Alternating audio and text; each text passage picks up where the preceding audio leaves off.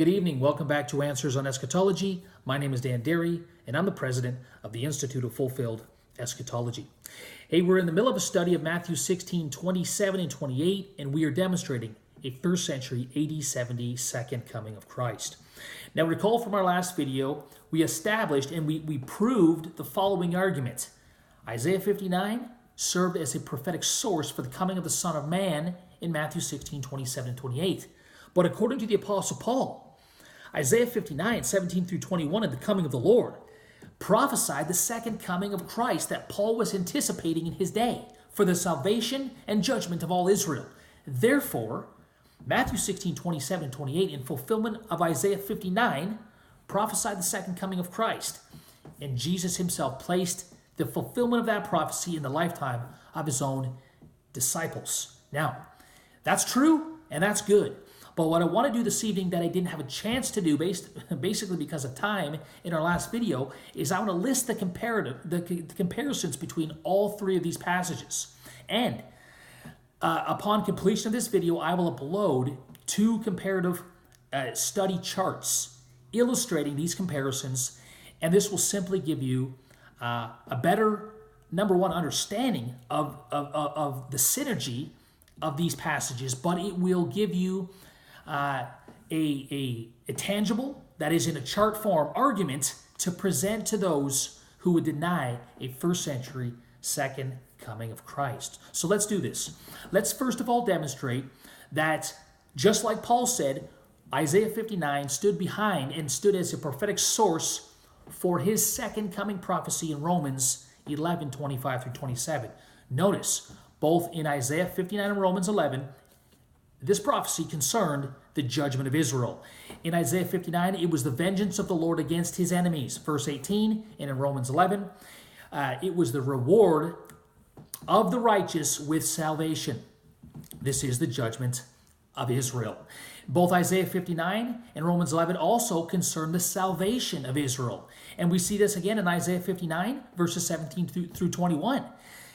Here's the significant thing about Isaiah 59. It is the coming of the Lord in both vengeance and salvation. All right, that is powerful, and that serves as a framework for much of New Testament eschatology, specifically the prophecies of Jesus. But nonetheless, Isaiah 59 verses 17 through 21 concern the salvation of Israel, those who turn from transgression in Jacob. And we see the salvation of Israel in Romans 11:26, the salvation of all Israel. And obviously, Isaiah 59 interprets what all means. It is all of those who turn from transgression in Jacob. It is all the remnant. Furthermore, Isaiah 59 concerns the coming of the Redeemer. And in Romans 11, it is the coming of the deliverer. That is for redemption, okay? And we see that in Romans 11:26 and in Isaiah 59:20. Next comparison, it is to bring righteousness. In Isaiah 59 verses 14 through 17, the Lord clothes himself with righteousness. He comes to bring salvation and righteousness to Israel. And we see this in Romans 11 verse 27. It is to take away Israel's sin. Well, what are they if their sin is removed? But righteous. Are you with me? And finally, in both Isaiah 59 and Romans 11, this coming of the Lord to Zion, coming of a Redeemer to Zion, is to establish the new covenant with the house of Israel. We see that in both prophecies. So, Isaiah 59, just like Paul said, did stand behind Romans chapter 11 and the second coming of Christ. Now, let's take a look at a comparative study between Isaiah 59, Matthew 16, and Romans 11, demonstrating, just like Paul and Jesus tell us, that these are all prophecies concerning the second coming of Christ in the first century generation. In all three prophecies, that is Isaiah 59, Matthew 16, and Romans 11, it concerns the coming of the Lord. We have the coming of the Lord, the coming of the Son of Man, and the coming of the Redeemer. All right, just different terminology. All three prophecies, again, concern judgment. We saw that in both Isaiah 59 and Romans 11, and of course, we see that in Matthew 16. It is the judgment of every man according to their deeds. The third comparison between all three prophecies, it is the rewarding of Israel. He comes with reward, he comes with salvation, and he comes with life. And we see that in Matthew 16 in the context. Jesus says to his disciples, those who will lose their life will find it. That is the reward of Matthew 16, 27. The reward of the wicked would be judgment and condemnation. The reward of the righteous would be life. It would be life in their new covenant, according to both Isaiah 59 and Romans 11. And in all three passages, our next parallel is, it is to establish the new covenant kingdom. In Matthew 16, 27, Jesus comes to establish the kingdom. And in both Isaiah 59 and Romans 11, he comes to establish the new covenant. This, of course, is the new covenant kingdom where Christ reigns in Zion.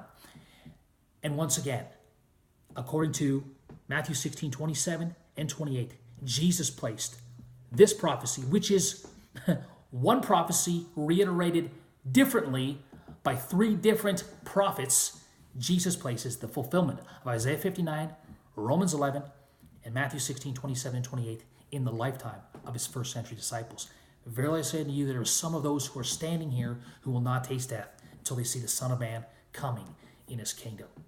This means that Isaiah chapter 59, which Paul used as a prophetic source for the second coming of Christ in Romans 11, did serve as the prophetic background and source for Jesus' prophecy in Matthew 16, 27 and 28, which means Jesus prophesied the second coming, his own return to Zion as deliverer and redeemer of Israel. And he placed that coming, that parousia, in the lifetime of his first century disciples. There is no getting around it. Matthew 16, 27 prophesied Jesus' second coming, and Jesus placed it at the fall of Jerusalem in AD 70. And we'll demonstrate that more next time on Answers on Eschatology. Hey, listen, be sure to check out my website. It'll be attached to this video, and I'll upload a couple powerful charts illustrating the information that we just covered, proving a first century second coming of Christ according to Matthew 16, 27 and 28. Make sure you check it out and pass it on. We'll see you next time on Answers on Eschatology. Bye for now.